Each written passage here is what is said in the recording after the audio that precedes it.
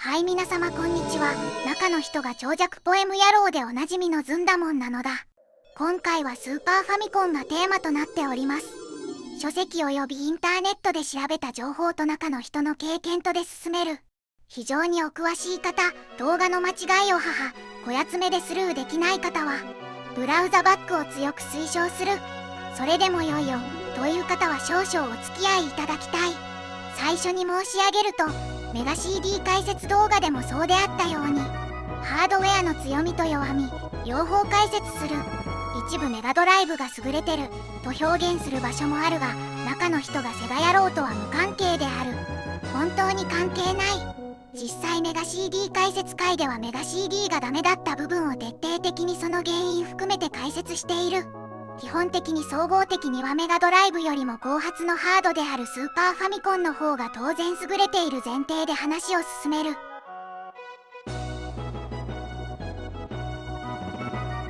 1、概要。まずはカタログスペックを見ていこう。 CPU5A2265C8165 間カスタム 16ビット、クロック周波数 1.79MHz、2.68MHz、3.58MHz の3段階切り替え。RAM 128KB、DRAM、グラフィック S、TPU1 および S、TPU2、RAM 64KB、SRAM、VRAM、スプライトデータ、カラーパレットデータ。解像度ノンインターレス 256×224、512×224、256×239、512×239、インターレス 512×448、512×478。画面、スプライトとバックグラウンド、これ以降 BG。面最大4枚。BG キャラクターサイズ 32×32、128×128。BG 領域最大 1024×1024。内部、色32,768色中から選択。 BG 面の枚数と発色数の組み合わせをモード07から選択。モードにより各 BG 面は4色、16色、256色から8パレットまで設定か。スプライト1画面中に最大128枚、横制限32枚、16色8パレットまで設定か。サイズ 8×8、16×16、32×32、64×64 から画面中に2つまでを設定か。縦反転、横反転表示か。特殊エフェクト BG 面拡大縮小回転、一軸、半透明、モザイク、ウィンドウ、ラスター。半透明を使用時はカラーパレットの8パレット中の半分の4パレットを割り当てる。音源チップ S、DSP および制御用 S、SMP、SPC700 コア、クロック周波数 1.024MHz、入力 24.576MHz、ソニー製。RAM 64KB、SRAM、S、DSP に接続。サンプリング周波数 32kHz、同時発音数8チャンネル、16ビット、TCM 音源、ステレオ、ADPCM。 ものすごいスペックである。実際ものすごい名作が多数生まれた。しかしこのカタログスペックではわからない様々な制限があり、開発者は製品開発に苦労することになる。先行したメガドライブとの対比でその性能に迫ってみよう。2、CPU。 スーパーファミコンのプロセッサの選択は得意なものだった。メガドライブなど競合製品が本格的な 68000CPU を利用しているのとは異なり、スーパーファミコンのチップはファミコンで使われた70年代後半から80年代前半のコンピューターで高く評価された650に CPU を改良して採用された。任天堂はより保守的であり安価な6502の16ビット拡張である WDC65C816 を選択した。6502の近代化 65C816CPU はウェスタンデザインセンターで開発された。特に6502チーム、モスおよび6800チーム、モトローラの元メンバーであるビル・メン氏が開発した。モスを去ってから1年後の1978年、メン氏はウェスタンデザインセンター WDC を設立した。これは半導体会社で魅力的な機能強化を施したモス6502のクローンを出荷していた。ある日、WDC はアップルから6502の介護完成があり、より大量のデータを処理できるバージョンを設計するよう依頼された。その結果、WDC65C816CPU が1983年に誕生した。リコーはスーパーファミコンの新しい要件に合わせて 65C816 をカスタマイズし、任天堂に独占的に供給するリコー5A22となった。新しい CPU。前にも述べたように、メインプロセッサは 65C816 のカスタマイズであるリコー 5A22 である。Apple II ソフトウェアとの介護完成を享受していた Apple IIGS とは異なり、スーパーファミコンはファミコンゲームと互換性がない。やろうと思えばできたであろうが、スーパーファミコンユーザーは当然ファミコンは持っているという判断から最終的には断念された。ただし、ソフトウェアを開発する企業には同じ系列の CPU であり、従来のノウハウを活かせるメリットがあった。さらに、CPU は可変クロック速度を採用しており、レジスタ操作中は最大 3.58MHz に達し、最も遅いバス、シリアル、コントローラポートなどにアクセスするときは 1.79MHz まで低下する。その性能をメガドライブの 68000CPU と比較しよう。メガドライブのメイン CPU はスーパーファミコンの CPU よりも2倍以上高速にクロックされている。セガのモトローラ68000プロセッサのクロック速度は 7.67MHz であるのに対し、任天堂のリコー 5A22 スーパーファミコン CPU のクロック速度は 3.58MHz である。ただし、他の特性に関係なく、CPU のクロック速度を単純に比較してパフォーマンスを決定するという考え方は、一般 2MHz 神話として知られている。スーパーファミコン CPU は1秒あたりのクロックサイクル数では確かに低速だったが、ほとんどの命令に必要なクロックサイクルが少なく、全体的なミックス、1秒あたりの100万命令数、パフォーマンスは68000に匹敵した。68000の高速なパフォーマンスは、基本的にスーパーファミコン CPU よりもデータバスが広く、つまり、ビットが多いことに起因している。68000は16、32ビットのハイブリッド CPU だが、スーパーファミコン CPU は8、16ビットのハイブリッド CPU である。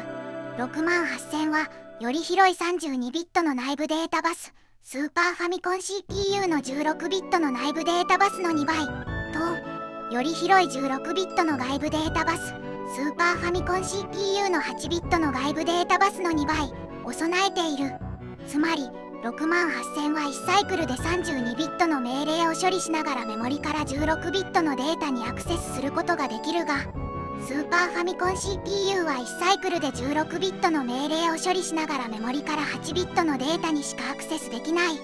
68000にはハイブリッド16、32ビット命令セット、16×16 ビット乗算機、32、16ビット序算機も搭載されているが、スーパーファミコンにはハイブリッド8、16ビット命令セット、8×8 ビット乗算機、16、8ビット序算機が搭載されている。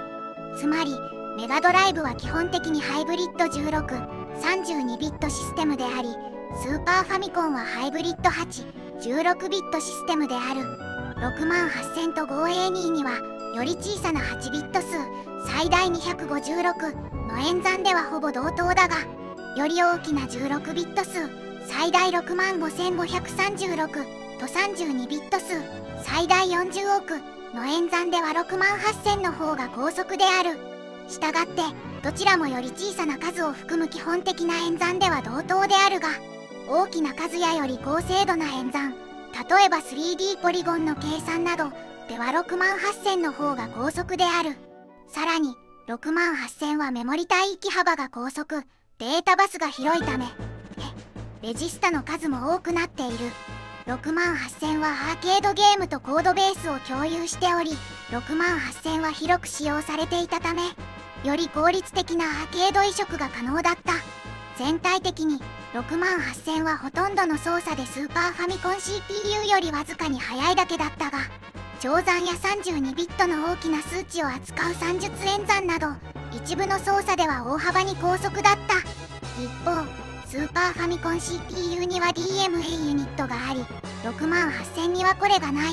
ただしこれはメガドライブの DMA ユニットが VDP グラフィックプロセッサにあるためである。68000だけではメガドライブのパフォーマンスに大きな利点はないが、68000と VDP の DMA ユニットの組み合わせとより高速なメモリにより、システムはスーパーファミコンに対して大幅なパフォーマンスの優位性を得ていた。スーパーファミコンでもメガドライブでもポリゴンゲームが発売されていた。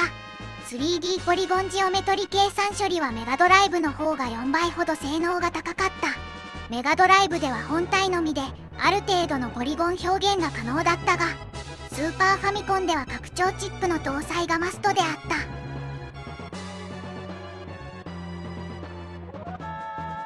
3. 帯域と描画方式。スーパーファミコン CPU のメモリに関する追加機能は、CPU の介入なしにデータを移動できるようにする2つの専用 DMA ダイレクトメモリアクセスである。この設計が機能するためにメモリ領域は2つの異なるアドレスバスを使用して参照される。 CPU によって制御される24ビットの A バスカートリッジ CPU マークラムを接続する STPU によって制御される8ビットの B バスカートリッジ CPU マークラム STPU およびオーディオ CPU を接続する。汎用 DMA はいつでも転送を実行できるが、転送が完了するまで CPU は停止する。水平 DMA、HDMA は各水平スキャンの後に小さな転送を実行する。CRT ビームが次の行を描画する準備をしている間、今しれっと HDMI みたいな名前が出た HDMA。スーパーファミコンの映像効果はこの HDMA が実は作り出している。詳細は後ほど。システムは DMA 転送を設定するための8つのチャンネルを提供し、一度に最大8つの独立した転送を送信できるようにしてある。この構成でわかる通り、VRAM とサウンド用 RAM は A バス、B バスに接続されていない。これが後ほど聞いてくる。画像処理チップのことを GPU と呼ぶが、スーパーファミコンでは PPU と呼ぶので、これ以降 PPU という。まずざっくりと映像描画と VRAM の関係をファミコン時代から遡る。ファミコンの VRAM は 2KB である。どうして 2KB かというと、ファミコンでは 8×8 を1タイルとする。ファミコンの画面解像度は 256×240 ドット、一説には 256×224 ドットとも言われているである。このブロックが 32×30 個並ぶ合計960個、1つ1バイトの情報を持つ。それとは別にタイルに割り当てる色情報のアトリビュート情報の64バイトと合わせて1画面あたり1024バイト、1KB となる。ファミコンは縦か横に2個画面を並べてると聞いたことがあるだろう。なので2画面分の 2KB となる。サターンなどはフレームバッファ方式のため、画面に描画する絵をそのまま VRAM に持っている。そのために VRAM 容量が大きいのだ。仮に64色の画像を VRAM に収めるとすると 256×240×6 ビットで 368KB、46KB 必要となる。ではファミコンではどうしているか。ファミコンなどはラインバッファという方式を採用している。フレームバッファは1枚絵を VRAM に保存しているのに対して、ラインバッファは画面の縦に140本を1本ずつ描く。その時に VRAM に書かれたアドレス情報と CPU が持っている情報で ROM カセットから直接背景画像とスプライト画像を持ってくる。スプライトはそんなにたくさん持ってこれない。ファミコンでは16ドットが4つが限界で、それを超えると表示できなくなる。それをソフトウェア処理で点滅させているのだ。これがスーパーファミコンではそうはいかない。スーパーファミコンは 64KB の VRAM を持つ。映像描画はカートリッジから直接アクセスされなくなったため、画像は最初に VRAM にコピーする必要がある。メガドライブと同様、画像処理チップは描画の時には VRAM にしかアクセスできない。64KB の領域に背景とスプライトの絵が格納されている。あまりこの映像パターンが動かない RPG とかは問題ない。例えば格闘ゲームや画像処理チップがロムに内蔵されたゲームでは問題になる。フレーム単位で画像を読み込む必要があるのだ。ここでゲームってどんな風に絵を出しているか理解する必要がある。メガ CD 解説と重複するがご理解いただきたい。今では液晶ディスプレイだが、昔のテレビはブラウン管、電子ビーム、レーザー的なものを左上から Z 型に描いて、また最後元に戻るという描画方式だった。この赤線部分が絵を描く部分である。絵波 VRAM に格納されて、それを VDP が描画する。この赤線部分は VDP が VRAM にアクセスしているため、VRAM を触ることはできない。一般的には青い線、右下から左上へ戻るわずかな時間にデータを転送していた。青い線のことを V ブランクという、そして緑の線を使うなどして必死に帯域を確保していた。この時間は非常に短くデータとしてはちょっとしか遅れず、とんでもなく遅いのだ。映像を出さないときはフルアクセス可能なため、高速にデータが転送できた。転送に集中できるのでものすごく速い。映像を出している時にスーパーファミコンのデータ転送量はこの通りわずかである。しかも理論値なのでここまでは出ない。実際は6割程度の速度だった。スーパーファミコンでは1秒あたり 443KB となる。実際は 300KB 秒程度である。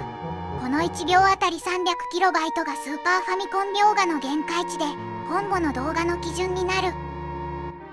この値に近いほど一番のボトルネックである VRAM 転送という観点では限界に近いということになる。 300KB、 2.4Mbit となり結構あるじゃないかと一瞬思いますが、ゲーム機は 60fps なのだ。1フレームあたりはこのようになり 5KB 程度と非常に少ない。これがどれほど絶望的な数字か具体的に見てみよう。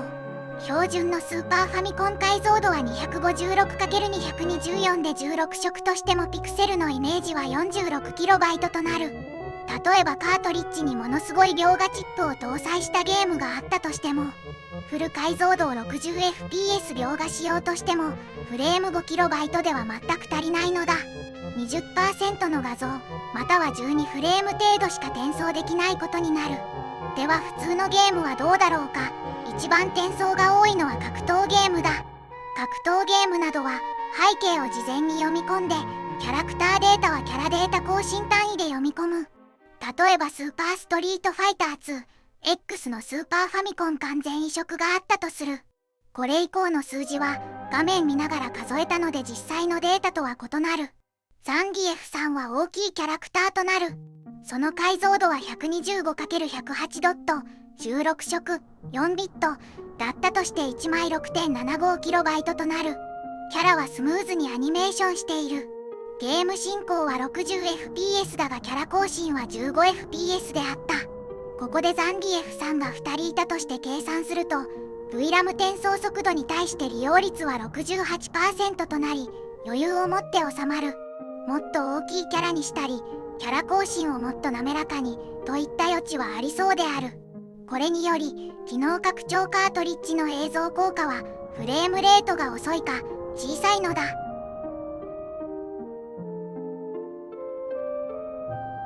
4. グラフィックス概要。任天堂とリコーのエンジニアは CRT ディスプレイの動作を利用する巧妙なトリックをなんとか見つけ出し、高価な最新コンポーネントを必要とせずにこのコンソールの機能を拡張した。同世代の他のゲーム機と同様にスーパーファミコンは 2D タイル 8×8 ピクセルを使用してグラフィックを描画する。ファミコンは当初 CRT 画面と同じ速度で画像を送信する独自のピクチャプロセッシングユニット PPU をバンドルすることでこれを実現した。スーパーファミコンもこれに倣っているが、より高度な技術を実装してより豊かな結果を実現している。スーパーファミコンにはグラフィックスサブシステムを構成する2つの異なる PPU チップが搭載されており、これらを組み合わせたものをスーパー PPU または SPPU と呼ぶ。両方の PPU パッケージは異なる機能を提供するように設計されている。 PPU1 グラフィックタイルをレンダリングし、それらに変換回転と拡大縮小を適用する。 PPU2 レンダリングされたグラフィックにウィンドウ、モザイク、フェードなどの効果を提供する。プログラミングの観点から見ると、両方のチップが事実上一つとして扱われる。表示。このシステムは標準解像度 256×224 ピクセルを約 60Hz NTSC で出力する。とはいえ、ほとんどのゲームでは余分なピクセルは使用せず、代わりにレターボックス、黒い線を表示する。従来のテレビのアスペクト比は4対3である。しかし、計算してみると、スーパーファミコンの出力解像度のアスペクト比は8対7である。その結果、テレビに画像を送信すると、水平方向に引き伸ばされて、あたかも 292×224 ピクセルのフレームのように見える。別の言い方をすれば、スーパーファミコンのピクセルは完全な正方形ではなく、アスペクト比が8対7であると言える。コストとパフォーマンス上の理由により、グラフィックスデータはメモリの3つの領域に分散される。64KB、VRAM、ビデオラム、背景レイヤーの構築に使用されるタイル及びマップ、テーブルを保存する、その他 512B の CG ラムと OAM がある。BG 表示機能。メガドライブは表示可能な BG 面が2枚とシンプルなのだが、スーパーファミコンは非常に複雑である。モード0から7まである。いくつか特徴を見ていこう。モード0、最も多い4面の BG を使える。しかしそれぞれ色が4色しか利用できない。色の制限があるため、あまり利用されなかった。ビブルラブルなどで利用されている。モード1、BG を3面利用できる。かつ16色利用可能であり汎用性が高い。実際一番よく使われたモードである。モード2、利用可能な BG が2面となる。このモードで利用可能なオフセット変更機能がある。背景3タイルマップ用のデータを他の2つの背景のスクロールデータとして利用できる。列ごとのオフセット変更を使用すると文字の確列を独立して水平方向及び垂直方向にシフトできる。画面全体のスクロールの代わりに確列を個別に制御できる。モード3、256色が使える最初のモードである。BG1 が256色、BG2 が16色使える。後期のプリレンダリングされた色彩豊富なグラフィックによく用いられた。モード4、モード3とほぼ同じであるが、オフセット変更機能が使える。その反面 BG2 が4色となり、利用範囲は制限される。モード5、水平 512 ドットモードが使える最初のモードである。しかしスーパーファミコンでは 256×224 ピクセル解像度がほとんどであり、あまり使われなかった。モード6、水平512ドットモードとオフセット変更機能が使える。反面色数は16色で扱える BG は1面となる。モード7、いわゆる回転拡大縮小機能を提供するモードである。モード7としての機能は口述するが、このモードでは同時に他の BG を一切表示できない。そのため、モード7、回転拡大が表示されているとき、同じ枠内にあるオブジェクトはすべてスプライトである。これらのモードは同時利用可能である。例えば画面上半分は便利なモードに、下半分は 3D コースを表示するモード7とする、などである。背景色。これらとは別に背景色という板がある。これはモード7との併用も可能であるが、垂直方向一列にしか色を設定できない。夕焼けの空をイメージしていただければイメージが湧くであろう。描画能力の弱み。描画周りをメガドライブと比較しよう。基本的に圧倒的にスーパーファミコンが優れる。ちょっとだけメガドライブが優れた部分がある。解像度を見てみよう。スーパーファミコンの多くは 256×224 の解像度であった。片やメガドライブは 320×224 の解像度である。アーケードゲームの多くの解像度である。現在モニタは16対9であるが当時は4対3。320×224 の方がよりドットは正方形に近くなる。合わせてメガドライブの方が96ドット分広い。この横の長さは情報を多く表示できることを意味する。ぷよぷよで顕著に現れる。ぷよのサイズを同じとすると、2つの画面中央にメガドライブはキャラクターを表示しているが、スーパーファミコンでは入らないのだ。スプライト機能を見てみよう。スーパーファミコンはスペック上は素晴らしいスプライト機能を持つ。実際様々なゲームでその効果を見ることができる。わかりやすくメガドライブと並べてみよう。メガドライブ、画面に64個または80個表示可能。スーパーファミコン、画面に128個表示可能。なんだ、スーパーファミコンが最強じゃないか。しかし、このスプライトサイズに問題がある。スーパーファミコンは以下の中から2つのパターンのスプライトが使える。8×8、16×16、32×32、64×64。メガドライブは以下の中から16のパターンのスプライトが使える。8×8、8×16、8×24、8×32、16×8、16×16、16×32、24×8、24×16、24×24、24×32、32×8、32×16、32×24、32×32。ここに問題があった。例えば 16×128 ピクセルの細長い柱のスプライトが必要とする。メガドライブは 32×16 のスプライト4つで済むのだ。スーパーファミコンの場合、2つのスプライトパターンしか使えないので最大の 64×64 は普段使わない。そうなると 16×16 と8個のスプライトを消費するのだ。ファミコン時代は全て 16×16 のスプライトでゲームを作っていたが、この世代では大きなキャラが多数のパーツを併用して動いていた。その時にメガドライブのスプライトパターンの豊富さはメリットがあった。メガドライブや PC エンジンでは画面いっぱいをスプライトで表現する手法が使われた。特に BG 面を1面しか持たない PC エンジンではスプライトを BG 代わりに利用し、多くのゲームで画面を埋め尽くすスプライトで多重スクロールを実現した。スーパーファミコンは一見便利そうな 64×64 が使えず、非効率な小さなスプライトを多量に使うため、すぐに128個を消費する。PC エンジンやメガドライブで実現していた画面を覆い尽くすスプライト表現はできないのだ。グラディウス3を見てみよう。レーザーはスプライトで表現されている。後年のパロディウスではレーザーは BG 面に描画される。これは初代グラディウスアーケード版でも使われた技術だ。パロディウスは従来のスプライトでのレーザー表現と BG での表現をシームレスに表示する技術を使っている。この爆発シーンはレーザー描画の BG を使うのでスプライトに変えている。8面のボスはモード7を使っている。モード7では他の BG を受けないのでスプライトにしている。その他特徴的な機能、モザイク機能。スーパーファミコンはモザイク機能を持つ。一般的なモザイクは例えば画面全部を 16×16 の単位でモザイク化するとしよう。256ピクセルある。その256種類の色の平均値を表示する。この計算は非常に複雑となる。スーパーファミコンはもっとシンプルである。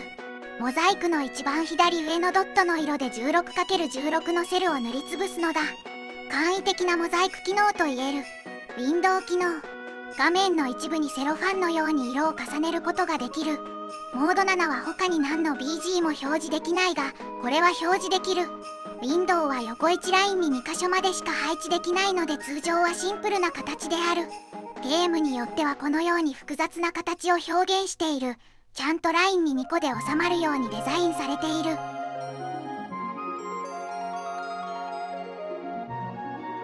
5. モード7と HDMA。 こちらがスーパーファミコンらしさの最大要素である。1024×1024 ピクセルのオブジェクト1枚の回転拡大縮小が可能である。正確には PG の任意の4点の四角形を自由に変換量ができる。これによって回転したり、縦に伸ばしたり、横に伸ばしたりができる。すでに述べた通りモード7は他の BG と重ねることができない。多くのモード7の映像表現ではスプライトが併用される。二軸回転という言葉がある。横方向の回転と合わせて前後方向に回転する方法だ。今メガ CD の起動画面を出している。メガ CD ロゴが時計回りと半時計回りで回転し、さらに前後方向に回転している。これが二軸回転である。実はスーパーファミコンは画像を時計回りと半時計回りで回転する一軸回転しかできない。実はこのメガ CD デモはスーパーファミコンでは再現できないのだ。多くの方がスーパーファミコンは二軸回転機能で F0 みたいな立体表現を可能にしていると思っているだろう。しかし実際モード7だけではいわゆるアサルト的な回転しかできない。ではどうしているのか。ここで出番が出るのが HDMA 機能だ。この利用用途は多岐にわたる。垂直ラスター、ロールとも呼ばれる機能との組み合わせで様々な表現が可能になる。HDMA は横方向に圧縮も可能である。このシーンを見ていただこう。画面の中心を圧縮している。単純な回転では描画できない表現だ。仕組みはこうだ。縦に124ドット分のテーブルを用意する。目的に応じて幅を絞るのだ。もうお分かりだろう。F0 でもマリオカートでも二軸回転ではなくて HDMA を利用し、テーブルを用意して中心の画像を絞って立体的な映像を描画しているのだ。その画面効果は F0 を中心としてよくご存知だろう。なぜ F0 ではアウトランみたく地平線を表現しないか。答えは簡単で、地平線部分を表現するには途方もない VRAM 容量が必要なのだ。そしてモード7にも限界がある。1024×1024 ピクセルのオブジェクト1枚の回転拡大縮小しかできないのだ。1枚のパネルをくるくると回すことはできるが、メガ CD やアーケード基板で実現している。複数同時の回転拡大縮小ができないのだ。逆に言えば1枚のパネルをくるくると回すことしかできない。これにより回転拡大縮小機能を利用したアーケードゲームの移植は制限される。ワルキューレの伝説などがスーパーファミコンに移植が不可能なのはこの辺りの理由だ。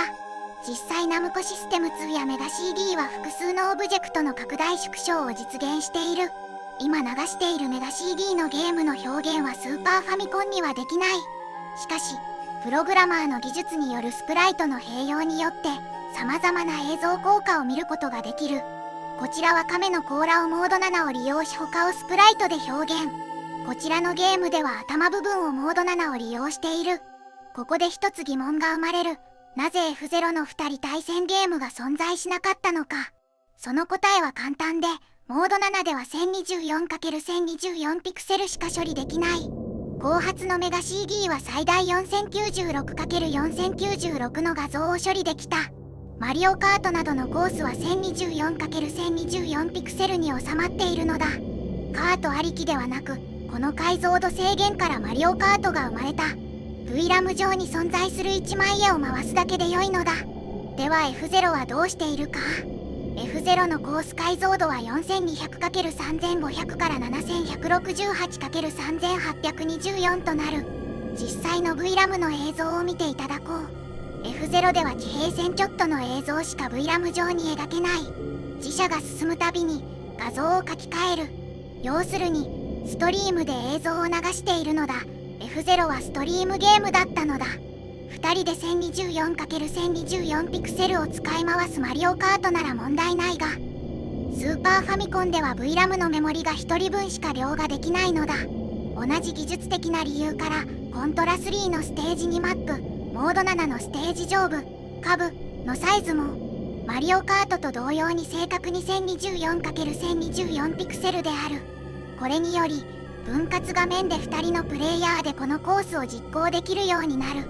同じことがストリートレーサーサーキットにも当てはまり、 1024×1024 ピクセルというこの独自のサイズが課せられ、カートゲームと同じ結果が生じる。ただマリオカートを真似したわけでもなく、他に選択肢がなかったということでもある。ゲームボーイアドバンスのモード7に相当するものはビデオモード2に対応し、スーパーファミコンと同じ特性、タイルマップ 1024×1024 8bpp タイルセットに156タイル、反転なしなどを備えているが、一つの大きな違いがある。一つだけではなく2つのレイヤーに対応している。それにより高低差のある美しい映像を作り出している。ここでもう一つ疑問が浮かぶ。マリオカートをソロでプレイするときに、なぜ F0 のような全画面表示提供せずに分割画面表示のままにするのだろうか。これはカートリッジ内のロムのサイズを節約するためのかなり賢明な技術的選択に関連している。前述の HDMA テーブルが容量を使うのだ。F0 では斜め128角度で回転していて、この回転角度は固定である。要するにこの前後の回転は事前に用意されたパラメータによって凌駕される。これくらい先なら遠近法で中央にこう寄るというテーブルである。このためこれら全てのパラメーターは巨大なテーブルで事前に計算されている。 F0 の場合、そのテーブルはカートリッジのほぼ5分の1、512KB のうち 96KB を占める。マリオカートで仮に1人用の画面を用意するにはテーブルがもう一つ必要なのだ。あとは F0 のような広大なコースを VRAM に収められなかったので、画面の密度を上げる目的、プレイ感覚を共通にする目的があったと思われる。アストロ号ではフルスクリーンの傾斜映像を提供する。さらに膨大なテーブルが用意されているのである。さらに疑問が浮かぶ。ファイナルファンタジー6の飛空艇である。これは三軸回転しているように見える。しかしスーパーファミコンの性能では不可能である。メガ CD のサンダーホークではメガドライブの垂直ラスターでこの回転を表現していた。スプライトに枠をつけてみよう。この通り地平線部分をマスクして傾く地平線を表現している。まるでアフターバーナーの地平線グラデーションのようである。いろいろ苦労の塊のモード7であったが、業界へ与えた影響は大きかった。メガ CD がその代表例であろう。なんとかモード7の表現をやりたかった。しかしグラフィックチップへの映像転送問題があり、フルスクリーンでは15フレーム16色が限界だった。スーパーファミコンはグラフィックチップ自身が回転拡大縮小機能を持っており、256色60フレームでの描画が可能だった。特に F0 でその効果を最大限発揮した。F0 はローンチタイトルである。後にも先にもスーパーファミコン最高のレースゲームをローンチで出すあたりが任天堂らしいところである。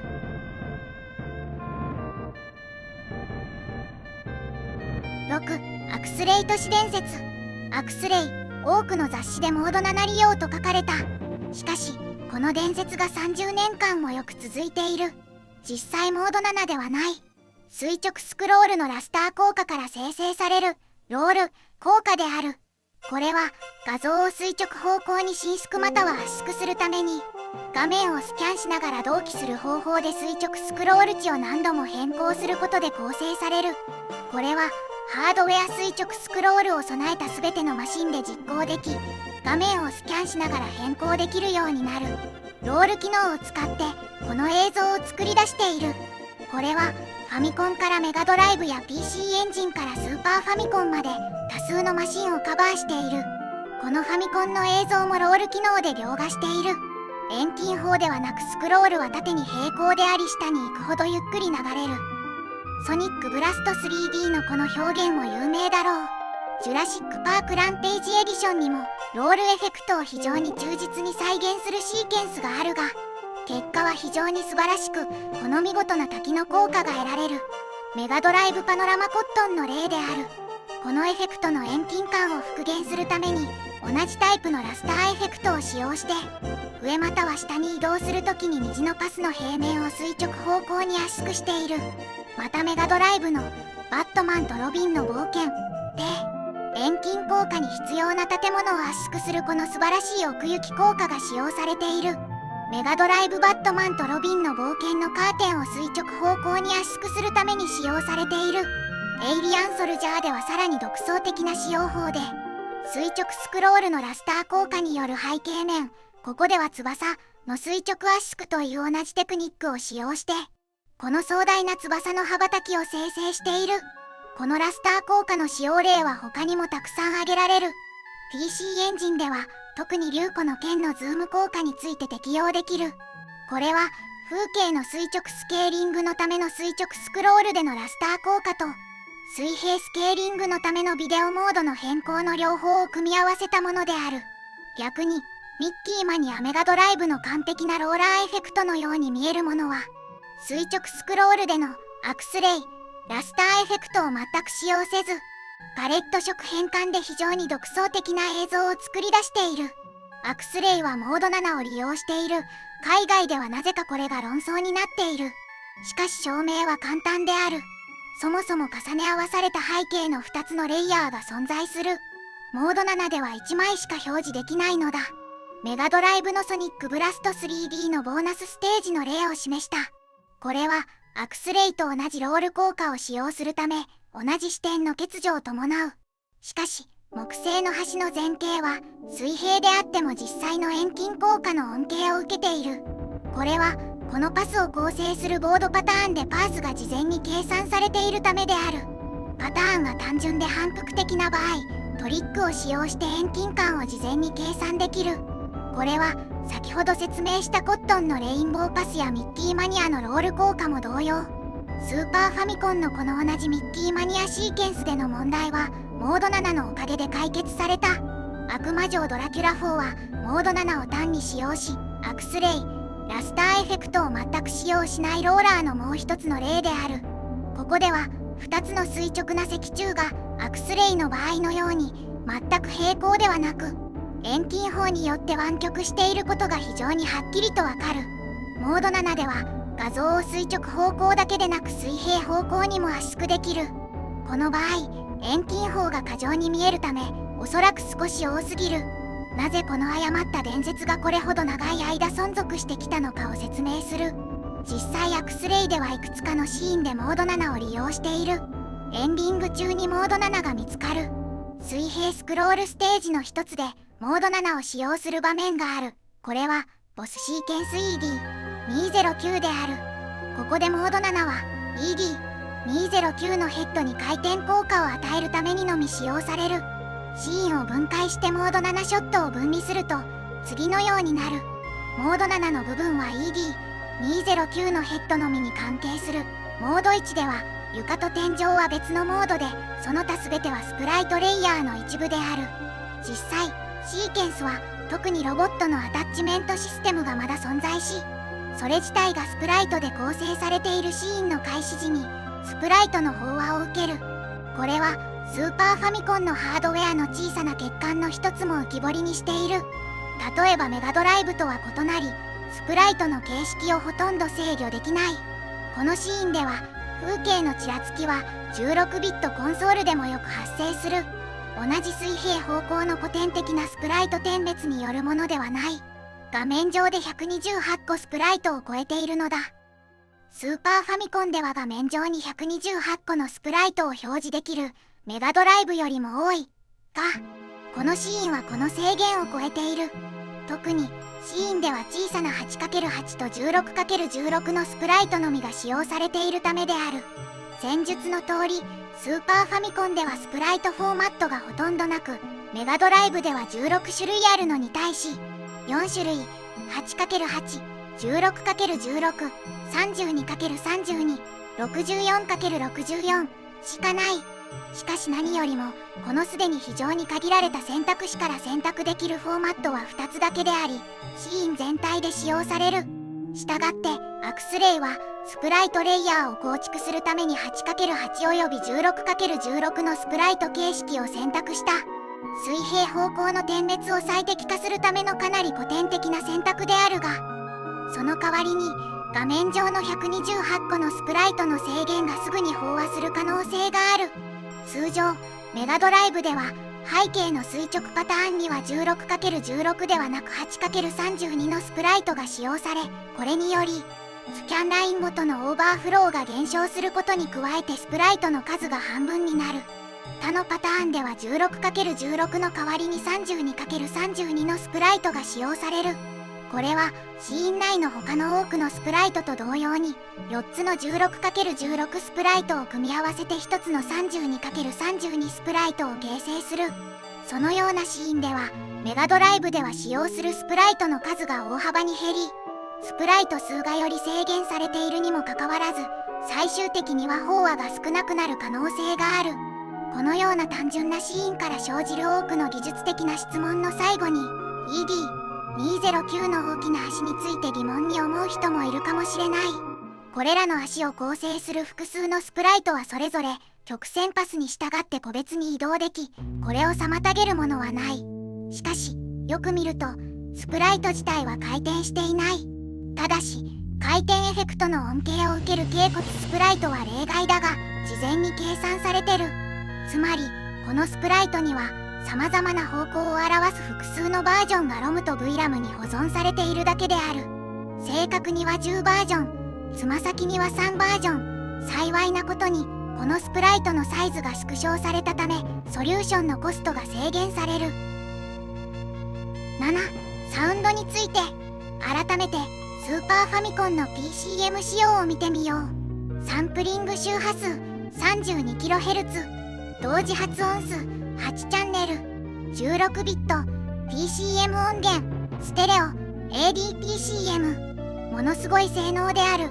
近いものではスペースハリアーやギャラクシーフォースなどで利用されたセガ PCM、 ワルキューレの伝説で利用されたカスタム140がある。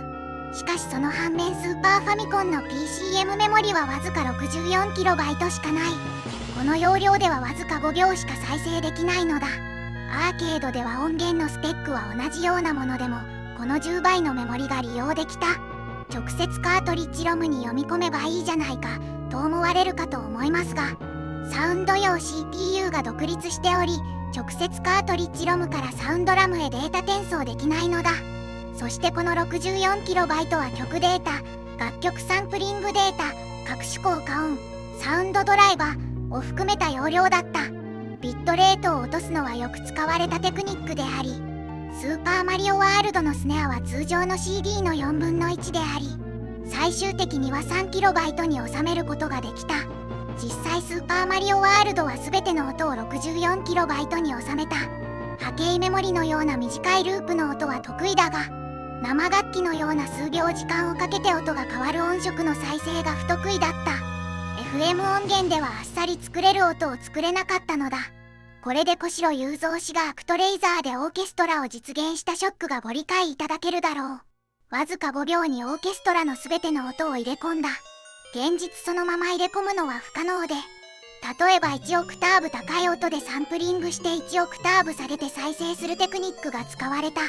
また生楽器の音は最初の音とその後の音の2種類がある。これを一つのデータにしようと思うと5秒サンプリングするしかない。これで容量を使い果たす。最初のアタックの短い音を8とする。その後の伸びる音を B とする。この2つのデータを使う。A の後 B をループするのだ。これで5秒のデータでオーケストラの全ての楽器を再現した。当然音楽だけでカツカツで格闘ゲームの声や歌を歌うなど音メモリでは不可能だった。ではどうしていたか。共有メモリもなく、わずか4バイトのメモリを使って少しずつ転送するしかなかった。スーパーファミコンがロムゲームなのにロード時間ちょこちょこ入り、ウェイトがかかったように感じるのはこの転送がとにかく遅いためだった。長い声や音は困難で、サンプリングデータをリピート再生設定で半分データが来たところで再生開始。その後後半のデータを転送。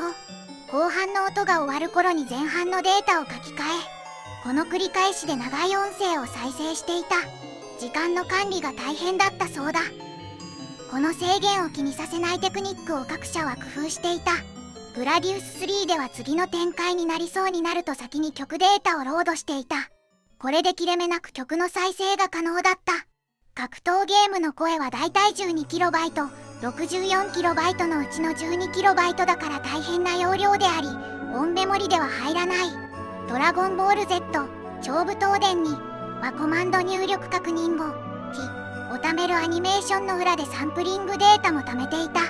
他のゲームの情報はないが、コマンドが4ボタンだったとしたら最初の2ボタンくらいでロードを開始していたのではないかと想像している。スーパーファミコンにはピッチモジュレーションと呼ばれる機能があった。この機能を有効にすると、2つのチャンネルが2オペレータの FM シンセに変わった。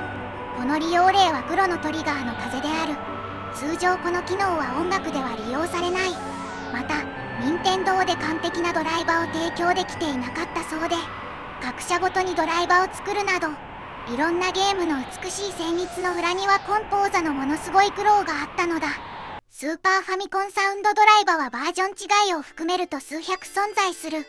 中期以降は各メーカーが独自のサウンドドライバーを持っていた。アクトレイザーやスクエアのドライバーは有名であろう。最初期は任天堂が用意したものを使った。開発環境。初期は IS サウンド、IS デバッガー、IS キャラクターというハードウェアを利用した。これらは初期の開発ハードウェアであるエヴァンゲリオンのメルキオール、バルタザール、カスパーという3つの独立したマギシステムみたいでかっこいいじゃないですか。これはその後スーパーネスエニュレータ SE として小型化される。エニュレータは現在のエニュレータの意味ではない、いわゆるアイスインサーキットエニュレータ、本物のハードウェアにデバッグ機能をつけたようなものである。プログラムを1行ずつステップ実行できて不具合箇所の特定などができた。内部にボードを取り付け可能で、サウンドボードは IS サウンドと同じものであった。このハードウェアにはミディポートがあった。リコーも開発用ハードウェアを提供していた SF ボックスと呼ばれる。よりコンパクトになっていた。これはドラゴンクエスト6の開発現場に見ることができる。任天堂はサウンド開発ツールを用意した。いくつかのツールがある。タコサンプル、マイクからの音をスーパーファミコンに取り込むツールである。スーパーファミコンが利用できるはっちゃんをタコの足に例えている。次にイカリッスンである。これはハードウェアのサンプル、場合によっては曲を聴くためのツールである。そしてシーケンサーソフトカンキチくんである。日本のスーパーファミコンサウンドトラックはここから生まれた。カンキチくんは海外コミュニティでは NSPC と呼ばれる。カンキチくん概要。任天堂金岡幸義製作。日本の任天堂が開発した音楽ソフトウェア及びサウンドドライバーの正式名称である。スーパーファミコンのゲームは1500本発売されたが、サウンドドライバーは500存在する。その何割かはカンキチくんのバージョン違いである。各社により様々なカンキチくんが作られた。ここで小城雄三氏と指揮者の市原祐介氏のインタビューがある。小城雄三氏は四国メタン、市原祐介氏は春日別麦でお伝えする。アクトレイザーについてお伺いします。スーパーファミコンといえば PCM 音源を搭載したゲーム機ですが、このお話が来た時にどんなことをお考えになりましたか？私はこれまで主に FM 音源で曲を作ってきたわけですが、やっぱりアーケードゲームの曲をずっと追いかけてきたこともあって、 PCM 音源への憧れはものすごく強かったんです。特にセガさんとかよく使っていましたけど、ドラムが PCM 音源で鳴らせるのってやっぱりいいよなってずっと思ってたんですね。小城さんはザ・スキーム1988年ボーステックでも。そうですそうです。サンプラーについてはザ・スキームでも拡張ボードのおかげで1チャンネル使うことができましたし、他にも CD のレコーディングの時に触れることもありましたし、ちょうどあの当時廉価版のサンプラーが出始めた時だったのかな。これが自由に使えたら楽しいだろうなと思ってたところだったんです。ではタイミングよく。チャンスが巡ってきた感じでしたね。それで説明書などを目に通して、お、すげえ、これで夢が叶うって笑い。小城さんといえば FM 音源というイメージがありますが、そちらではもうやり尽くした感じはあったんですか？ FM 音源は今でも大好きなんですけど、やっぱり出せる音に限界があるというか、全て FM 音源っぽくなってしまう部分もあるんです。リアルな音というか音色へのこだわりが強かったんですかね？それはありましたね。当時それができなかった。リアルな生の音を録音してそれを楽器化して曲を作るというのは夢だったわけです。だから単純にそういうことをしてみたかったというのはすごくありますね。当時はサンプラーがようやく普及し始めた時期で、まだ1台30万円とか40万円とかする時代で、それと同じようなことが2万いくらのホビー機でできてしまうなんて本当に衝撃的でした。スーパーファミコンならではの苦労というのはありましたか？スーファミ自体はすごくいいハードで、ちゃんとした開発環境が揃っていれば結構何でもできちゃう感じでしたね。ただ当時はまだ開発のためのライブラリーとかが貧弱で、極めつけがハードウェアで。確かソニーのニュースでしたよね。そうですそうです。あれが思った以上に大物で笑い。当時の日本の PC のフラッグシップといえば NEC の PC9801 じゃないですか。その10倍ぐらいの値段がするのに、どうして性能が追いついてないんだろうと笑い。ご苦労が目に浮かぶようです。ここで補足である。ファミコンの開発環境は主に NEC、PC9801 などだった。ソニー、ニュースはよりはるかに高価なマシンで、ファミコン時代からのサードパーティでも資金力がないメーカーはこれを買えず大変だった。OS も BSD、ユニックス系の OS であり今までと環境が違っていたミュージックコンポーザーはいきなりユニックスを使わされたのである。インタビューに戻る。そんな中でも橋本さんが自分が提案したドライバーを作ってくれたりして、それで随分助かりましたね。開発環境がかなり改善されたんですか？最初に任天堂が提供してくれていたスーファミ開発用のライブラリーというのは、ゲーム開始時にロードした音色データをゲームが最後までずっと使い回さなくてはいけない仕様になっていたんです。それは次のステージに進んでも？そうですね。全てのステージで同じ音色で使わなくちゃいけなくて、それはさすがにきついと思ってステージ間でデータの読み替えをできるようにしてもらったわけです。同じ音色を最初から最後まで使い回すとなると、オーケストラはきついですね。でもなんとかステージごとに使用する楽器を変えられるようになって、いろんな曲を作ることができるようになりました。当時のサウンドドライバーは勘吉くんでしたっけ？そうです。あとタコサンプルだったかな。サンプリング用のソフトウェアですね。それからそれをプレビューするイカリッスン。タコとイカ、笑い。スプラトゥーンぽいですよね。笑い。同時発音数が8チャンネルということから来ているのかもしれません。なるほど、笑い。勘吉くんは有名ですけど、とにかくニュースがな、苦笑。どのあたりにご不満が？落ちるんですよ。データとか延々と入力した後で落ちてしまった時の絶望感といったら笑い。ハードディスクも結構脆弱でしたしね。音楽を実際に制作する時の工程についてなのですが、 FM 音源の場合はパラメータを調節しながら曲を作っていくと思います。それに対してスーパーファミコンの場合は複数のツールを使い分けて作曲していきますよね。同時に進めるのではなく。そうですね。最初に音色をこれだと決め打ちして作って、そこから楽譜を入力してといった感じになります。ですから多分この辺りが一番ハードルが高いんじゃないかと個人的には思ってます。もう少し詳しくお願いします。最初にこういう音色を録音設定しておいて、それを曲として鳴らした時にどういったサウンドになるのか、それをイメージするのが非常に難しいんですね。実際に鳴らしてみないとわからない？わからないですね。じゃあ音の高さによって違う音色を用意しなくちゃいけないとか？そういうこともあります。あと予想外の使い方っていうんですかね。それができるかどうか。例えばストリングスの音、波形の短いのを使うとして、それを連続して再生させることでサステインを長くさせるとか、 MML でやってたこと、 PC88 時代にやっていたことが非常に効果的でしたね。とすると、そういった FM 音源時代に習得してきた数々のテクニックがなければ、もっと苦労してたでしょうね。音源がガラリと変わってもそういったテクニックが継承されているっていうのは非常に面白いですね。そのあたりは音楽を普通に右だけでやっていた人にはなかなか思いつかないものだったかもしれません。なのである意味私は運が良かったんでしょうね。勘吉くんを使用した作曲家によると、このプログラムは右シーケンサーと同様の方法で動作した。音楽も MML ミュージックマクロランゲージで書かれていた。このプログラムはソニーミュースコンピュータで実行された。しかしアセンブリ言語や他のコンピュータで音楽を書かなければならなかったという作曲家も数人いた。当初任天堂の高価な開発システムを購入した開発者は IS サウンド開発システムを受け取ったが、後に任天堂の改良版である SNES エミュレータ SE を使用するようになった。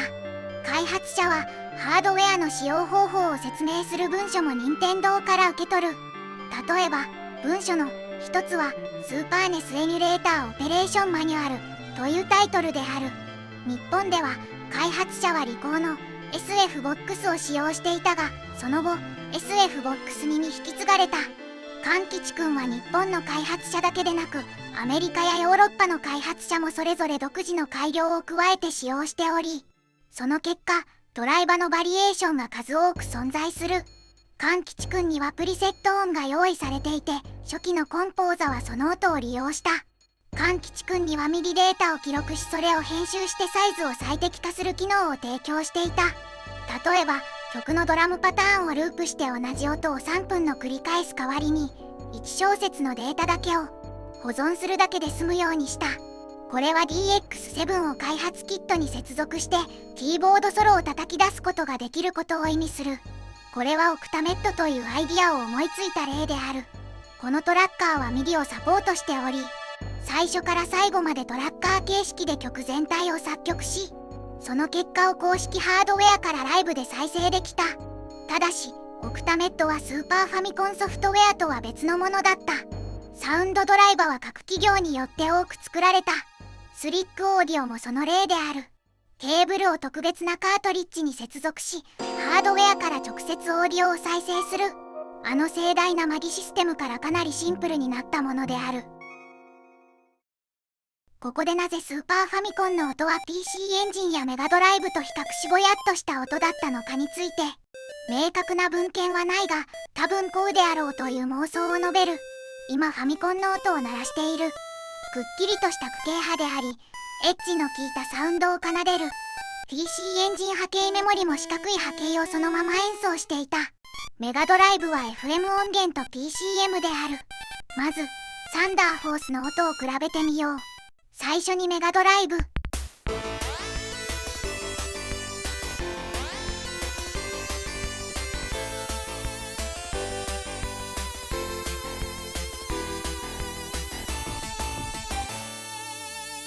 次にスーパーファミコン。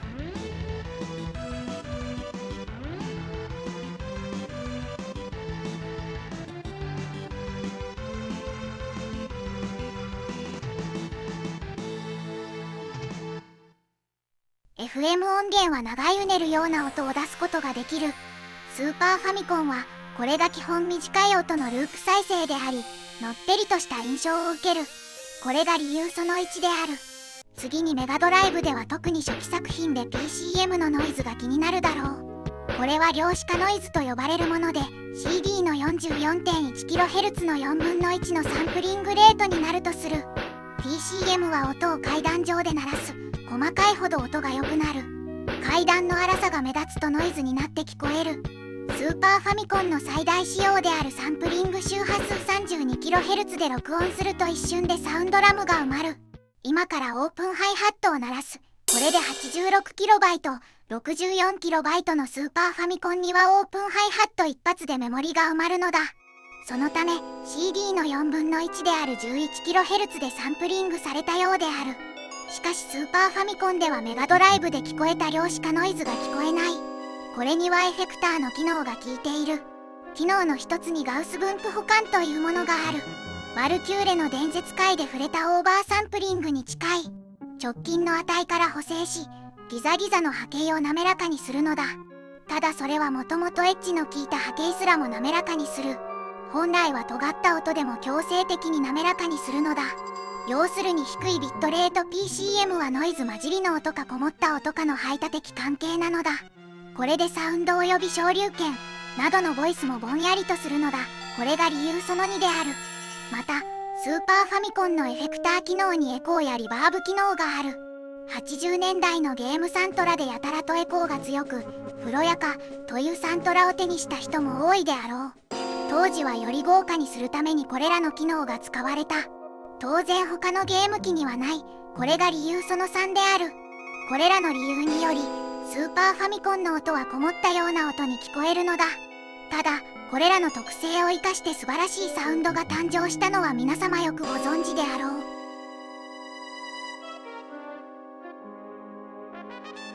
8. FMV とは富士通のパソコンのことではない。フルモーションビデオの略語である。画面いっぱいのビデオ再生のことを言う。プレイステーションのファイナルファンタジー7のムービーを思い浮かべていただければと思う。記憶媒体がロムカートリッジであることから媒体が CD ロムなどのハードウェアのように多くは使われなかった。では仮に謎の技術が誕生し 4GB メモリが数百円で買える今の技術が当時誕生していたとしよう。ここまで動画をご覧になった方ならご理解いただけると思うが、フルスクリーンムービー表示は不可能なのである。映像描画チップがアクセスするのは VRAM であり、VRAM への映像を表示しながらの転送が遅すぎるのだ。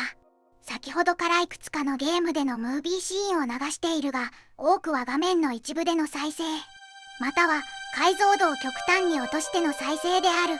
VRAM 転送速度がスーパーファミコンよりも勝るメガドライブでも15色でフレームレート 15fps が限界である。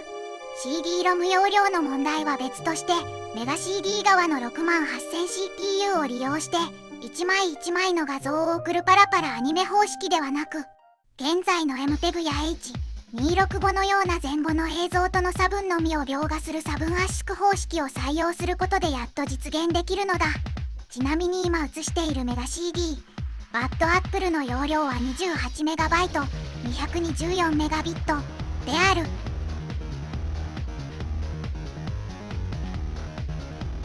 9. 特殊拡張チップ。ここではスーパーファミコンの性能を超えた描画表現に貢献した特殊拡張チップを見ていこう。スーパー FX。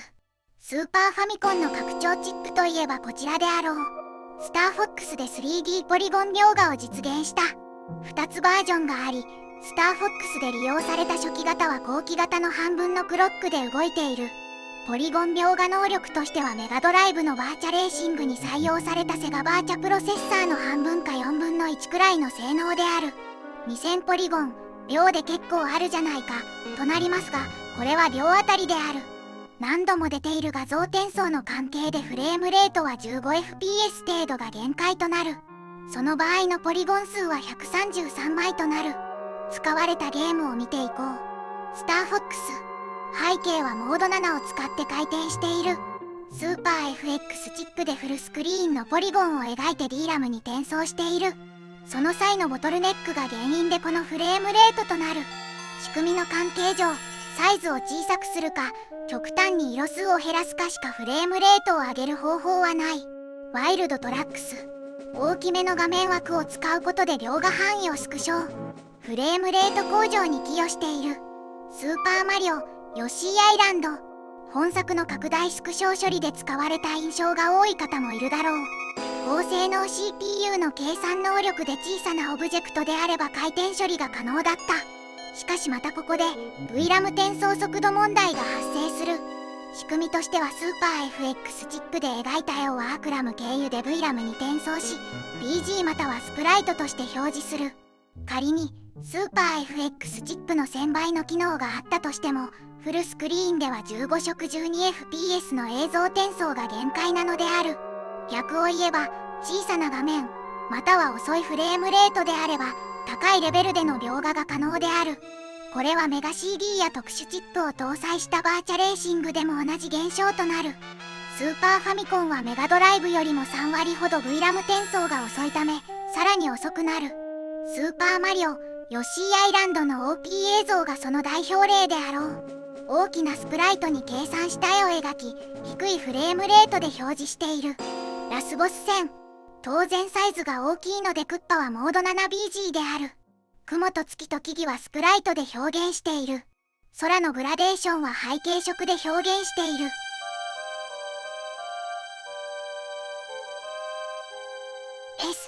DD1 画像圧縮チップである。ストリートファイター02などで利用された。ここにも都市伝説がある。ストリートファイター02がロードで待たされるのは DD1 チップで画像を展開しているから。これは誤りである。実際ストリートファイター02以外のゲームでも待たされることがある。この原因は音源である。ゲーム開始の音を鳴らした後に曲データなどをちまちまと転送しているのだ。実際ストリートファイター02で音声を無効化するバッジを当てるとロード時間がなくなるそうだ。技術的にはリコーが開発した算術符号化の一種である ABS ロスレスエントロピーアルゴリズムによって圧縮されたデータを処理するように設計されており、合計設計制限が 32Mbit の大量のスプライトデータが圧縮されているゲームでの利用ができる。ロスレスとあるように JPEG などの非可逆圧縮ではなく可逆圧縮である。すでに解説した通り、格闘ゲームは4フレームに1枚程度の画像をロムから読み出す。ストリートファイター02で開始時に待たされるイメージが強く、ネオジオ CD のようにロムからラムへデータ展開していると誤解されているかもしれないが、スーパーファミコンのラム容量は小さく、ゲームキャラデータを全て展開するのは不可能なのである。この仕組みからわかる通り、ロムには圧縮されたキャラクターデータが格納されており、ハードウェアで解凍し、VRAM へ引き渡す。ここにタイムラグは発生しない。よくできた拡張チップである。ゲームキャラを圧縮する方法は古くはマスターシステムのファンタシースターでソフトウェアで実現している。4メガビットの ROM に5から6メガビット相当のデータが入っているそうである。ドラゴンクエスト2のマップも圧縮されているのは有名な話だ。ごく初期的な圧縮ではランレングス圧縮というものがあり、ある連続したデータをそのデータ1つ分と連続した長さで表現することで圧縮している。例えば A5 回 B9 回 A3 回は A5B9A3 と表する。次にハフマン法について見ていこう。インテリジェンスという文字列で考えていく。インテリジェンスは INTELGC の7種類の文字でできている。7種類の文字を二進法で表すには3ビット必要となる。つまりインテリジェンスについて言えば1文字を3ビットで表現可能だから12文字 ×3 ビットで36ビットのデータ量が必要になる。ここで文字に割り当てるビット数を減らせば、あまり使われない文字のビット数を増やしても全体のデータ量を減らすことができる。このような考え方で行う圧縮の方法をハフマン法という。映像、音声表現解説。さてここでいろんなゲームを彩った技術を見ていこう。ティルズ・オブ・ファンタジア、オープニングで歌う。これはすでに述べた PCM のループ再生技術が使われている。スーパードンキーコング3。タイトルのデモ画面でモード3。1枚の背景で256色使える機能を利用している。ゲームキャラクターはプリレンダリングの 3D モデルを作ってから 2D のアニメーションに落とし込むという技術で作った作品。色数も非常に多く見えるが、これは複数の色を交互に高速で点滅をさせることで同時に使っている色数を多く見せている。 CG 開発ツールは映画「ターミネーター2」などに使われたものと同じだという。スーパーマリオ RPG プリレンダリング映像をモード3256色で表現している。テラニグマモード7と HDMA テーブルで立体的な空間を表現している。ストリートレーサーマリオカートと同じ 1024×1024 のコース画像とモード7を利用した F1 ゲーム。バットマンロビンゲームの要所要所でモード7を利用した映像表現を行っている。スーパースターウォーズレースゲーム以外の自由なフィールドでモード7を利用した例。スーパーファミコンはその性質上一つの枠内で1枚の画像しか回転処理ができない。これはシンプルに画像をアニメーションしている。コントラ3エイリアンウォーズ敵キャラにモード 7BG を利用し、地上オブジェクトはスプライトで表現している。ロックオン空を自由に飛べるように見えるが、背景パターンは繰り返し利用であり、性質上地上との角度は固定である。しかしながらこの映像は素晴らしい。聖剣伝説 3OP モード7と HDMA ロールを組み合わせたその映像はスーパーファミコン最高峰である。ちょっと見ていただこう。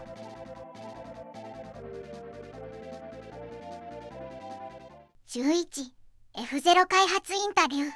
こちらは非常に面白いのでぜひ原文を読んでいただきたい。要約をご紹介する。清水和信氏ディレクター、西田康成氏メインプログラマー、今村孝也氏デザイナー。完全な内作で、清水氏は初代 F0 のディレクターを担当していた。自分で絵を描いたりもしていた。スーパーファミコンの時代はいろんな仕事を兼任することが多かったディレクターであっても、コースを一緒に作ったりマシンも一緒に考えたりしていた。 F0 の開発に取り掛かったのは入社して4年目だった。メインプログラマーだった西田氏は入社3年目だった。スーパーファミコン以前というのはプログラムのほとんどは外注していた。 F0 の頃から自前でプログラムができるようになった。 F0 は完全に内作だった。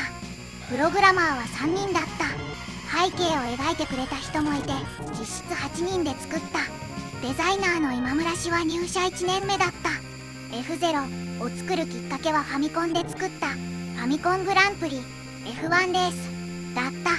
真上からの視点のレースゲームだった。その第2弾を作ったのでアメリカに行って任天堂オブアメリカのスタッフに見てもらったが全く評価されなかった。こんなのはレースゲームじゃない。レーシングカーはもっとかっこいいもんだと言われた。清水氏の闘志に火がついた。そこまで言うんだったらかっこいいものを作ってやろうじゃないかと思った。その時たまたま大流行していたのが映画のバットマンだった。それでアメリカ滞在中にバットマンのコミックなどを山ほど買い込んで日本に帰った。するとちょうどいいタイミングで西田氏がレースゲームの実験をしていた。若いプログラマー数人にそれぞれテーマが与えられていて、スーパーファミコンでの機能の実験をやっていた。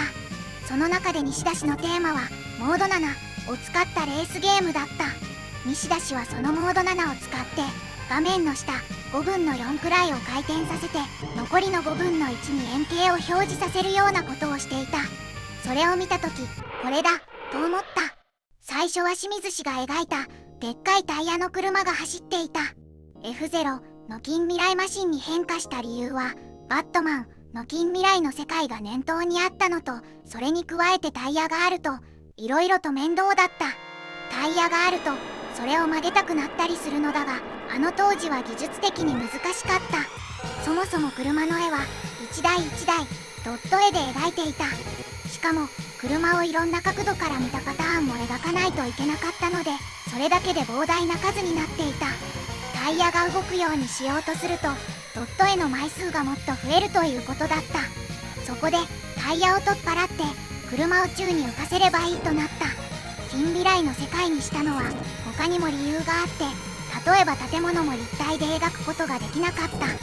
それでホースを空中に浮かせてすごく下の方に街があることにすれば建物の影とかも描く必要がなくなる。近未来で行くしかないという感じになった。そしてコースのカーブもいろいろな角度のカーブ、緩いカーブ、急なカーブなどの絵を用意しなければならない。しかし端っこに丸いものを並べたらいけるんじゃないかとなった。そこで丸いのを並べてガードビームと呼ぶことにした。実は開発の途中までは空中に見えない壁があった。壁がある時はいまいち物足りないなぁと思っていた。ところが見えない壁を取っ払ってからはすごいぞこのゲームと感じ始めた。見えない壁をなくすことでジャンプ台を作りショートカットができるようになった。ロケットスタートにも理由があった。ロケットスタートというのはスタート前にわざと車を前に出し後続車にぶつけさせて速く進むというテクニックである。もともとペナルティから始まった。ファミコングランプリ F1 レースの時はスタート前にアクセルボタンを押すとタイヤが空回りして前に進めなかった。それと同じペナルティを入れてくれという指示を受けたが F0 のマシンにはタイヤがついてなかった。そこでエンジンがオーバーヒートしたことにしてスタート前にアクセルボタンを押すとエンジンがボーンと爆発して出力も落ちて、あとはライバルたちに抜かされていくというつもりで作った。ところが後続の車が後ろを押してくれて一気にトップに躍り出ることができた。キャプテンファルコンたちが誕生することになった理由、もともとはスーパーファミコンのイメージキャラクターだった。 F0 の開発がほぼ終わってからいろんなイラストを描いていたら、ある人からスーパーファミコン用にイメージキャラクターを作りたいな、例えばキャプテンなんちゃらとかどうかなって言われた。そこでスーパーファミコンのコントローラのボタンの色に合わせて赤とか青とか黄色を入れたキャラクターはどうかなということで考え始めたのがそもそもの始まりだった。それをあのスタッフに見せたら評判がすごく良かった。そこでコミックを取扱説明書に載せようとかいろんな話がバンバン進んでいった。はじめはスーパーファミコン用に描かれたキャラクターがいつの間にか F0 専属キャラになっていた。開発がスタートして完成するまで1年半くらいかかった。当時は問屋さんがやっている初心会というのがあった。その展示会でスーパーファミコンの発売前に F0 を初出展した。同じくローンチのスーパーマリオワールドが10台くらいで F0 は2台くらい出した。その私有台にものすごい行列ができて、あるゲームメーカーの若手社員が興奮しながら近寄ってきて、これはポリゴンですかって言ってきた。もちろん、いいえ、違いますよと答えた。あの映像は当時ゲームセンターにもなかった。実際に発売されるとタイムアタックがすごく流行った。特にミュート式のタイムアタックが 0.01 秒のタイムを競うようなことをしていた。丸いガードビームとダートの間にわずかな隙間があるのだが、それを通り抜ける猛者がいた。そういうことは理論上はできるとは思っていたが、スタッフの誰一人として試したことがなかった。でもそのおかげでタイムアタックがすごく流行ったのはいいのだが、みんなミュート式ばっかり走るようになってしまった。本当はいろんなコースを走ってほしかった。でも数年前にミュートシティのタイムが更新されたらしい。十数年ぶりに新記録が出たということで話題になっていた。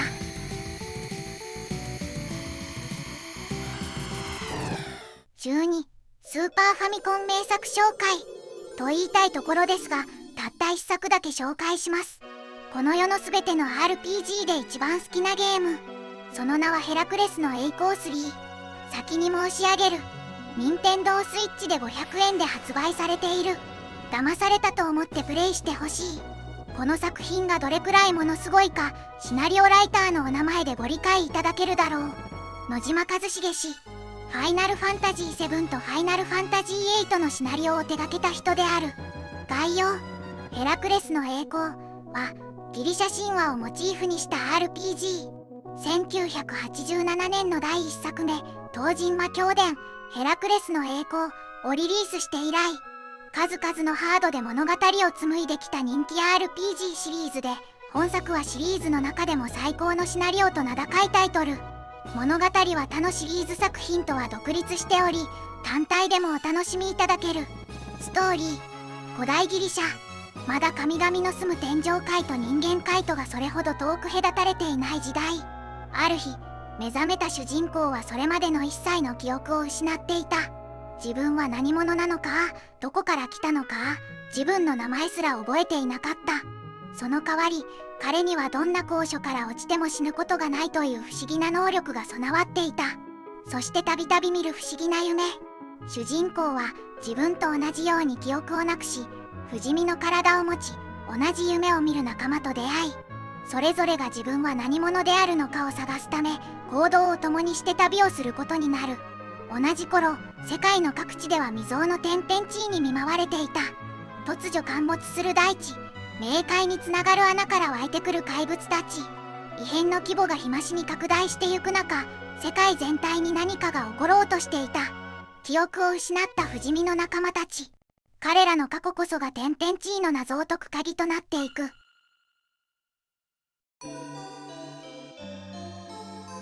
まず、先に音楽が素晴らしかった。オーケストラはアクトレイザーやファイナルファンタジーで実現していたが、作曲家の桃井誠司氏ゲームミュージックだけではなく、映画音楽、ミュージカルなどの舞台音楽を専門としていた。スーパーファミコンのオーケストラ風サウンドというと音色の関係から同じような曲がゲーム内で多かったが、荘厳なオーケストラから世界の各地の民族音楽までと引き出しが広かった。ゲーム自体はオーソドックスな RPG でありプレイもしやすいだろう。圧巻はシナリオである。記憶をなくした主人公。物語が進むにつれて衝撃の真実が判明する。まず、自分が何者なのかわからない。そして高いところから落ちても死なない。これだけでまず、足元に巨大な落とし穴があるような、何とも言えない感覚がある。ファイナルファンタジー7を手掛けた野島一茂氏だけのことはある。感覚的にはファイナルファンタジー7をスーパーファミコンで作ってみたがイメージ的に伝わりやすいであろうか。心打たれるシナリオにポリゴンもスプライト表現も関係ないのだ。何度もプレイしたとてつもない名作である。もう一度申し上げる。任天堂スイッチで500円で発売されている。世界一愛してやまない RPG である。ぜひプレイしていただきたい。13、僕たちにとってスーパーファミコンはどんな存在だったのか。スーパーファミコンは1990年11月21日発売された。PC エンジンとメガドライブがすでに発売されており、ファミコンユーザーはその性能差に厳しい立場だった。時期的にはドラゴンクエスト4が1990年2月11日発売なので、その半年後である。やっと発売され、ローンチにはスーパーマリオワールドと F0 があった。特に F0 の衝撃は凄まじかった。疑似 3D の一種ではあるが、3D で地面がカラフルに 60fps で描画された初めてのゲームだった。バーチャレーシングの2年前である。その性能に学校中で話題となり、みんなあらゆる手段で入手した。特に F0 のタイムアタックが熱かった。0.01 秒を全国で争う。後にも先にも F0 だけだった。友人で泊まり合ってハイスコアを競った。結局スーパーファミコンで F0 を超えるレースゲームは現れなかった。それを最初にやるのが任天堂らしい。その後格闘ゲームが流行る。ストリートファイター2がアーケードそのままで移植された。あの時はそう思った。また友人で泊まり合ってプレイした。スーパーファミコンほどマルチプレイに熱中したハードはなかったと思う。それまではアーケードゲームは遠い存在だったのが追いついたように感じた。そしてサウンドである。1975年前後生まれ世代は一番多感な時期にゲーム音楽の進化を体感した。はじめは PSG、いわゆるク系派、ファミコンサウンドだった。ピコピコ音楽と言われた。それから波形メモリ音源、FM 音源と音が豪華になっていった。それでも生演奏との差はあった。スーパーファミコンからオーケストラの音楽が流れた。今聞くと明らかに音質では劣るが当時は本物のオーケストラサウンドと感じた。わずか 64KB、5秒のデータが奏でる楽曲はそれまでのハードとレベルが違っていた。サターンやプレステではもう多数が生演奏となったので、最後の内蔵音源ゲーム機と言えるかもしれない。ストリーミングサウンドはゲームに溶け込み、クリアしてもどんな曲があったか思い出せないのとは大きな差だ。そして圧倒的な性能。今はプレイステーションが4から5に変わっても違いが僕にはわからない。ファミコンからスーパーファミコンはとんでもないジャンプアップだった。回転拡大機能とこの音があればあらゆる憧れのアーケードゲームが移植される。そんな夢を見れた。実際は今回の解説の通り、制限だらけでその夢は叶わなかった。しかし開発者はその制限を超えて愛されるゲームを多く作った。日本においてはファミコンから見事に家庭用据え置き機No.1を引き継いだ。その影響は今でもある。かまいたちの夜の映像はそのスペックから来るものであったが、現在でも発売されるサウンドノベルゲームはかまいたちの夜の映像表現を大きく受け継いでいる。実写写真よりもあの減色されたぼやっとした映像がゲームに合うのだ。また後期はロム価格がとんでもなく高騰していた。1万円超えが当たり前だった。現在に至るまで最もゲームが高価だったハードでもある。それだけに思い入れも強く、いつまでも心の中にいるゲーム機なのである。非常に多く出荷されただけに思い入れのあるユーザーも多いであろう。それから数年後セガサターンの発売が1994年11月22日。プレイステーションの発売が1994年12月3日である。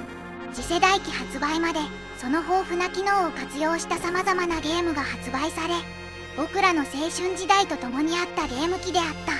そしてスーパーファミコン終焉の頃少年たちは大人になった。徐々にゲームから卒業していった人も多いであろう。車やバイク、恋愛、仕事とゲームどころではなくなった。今は息子たちが熱心に任天堂スイッチをリアルでオンラインでプレイするのを微笑ましく見ているだろう。任天堂オンラインでスーパーファミコンの名作がプレイできる。父親の威厳を見せようとして撃沈した人も多いであろう。そしてあの頃ハイスコアを競った友人とも生活環境の変化で連絡が取れなくなった友もいるだろう。それでも機会があってスーパーファミコンがあればあの頃と同じようにゲームを楽しめると信じている。今回ニュートシティの映像を流したが、あの連続一点読みで胸にくるものがあるだろう。ただの解雇主義ではない。仲間たちと駆け抜けた青春の日々を思い出させるのだ。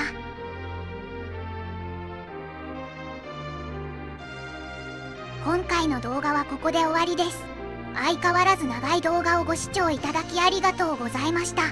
チャンネル登録や高評価ボタン、コメントなどいただけますと次の動画を作るエネルギーとなります。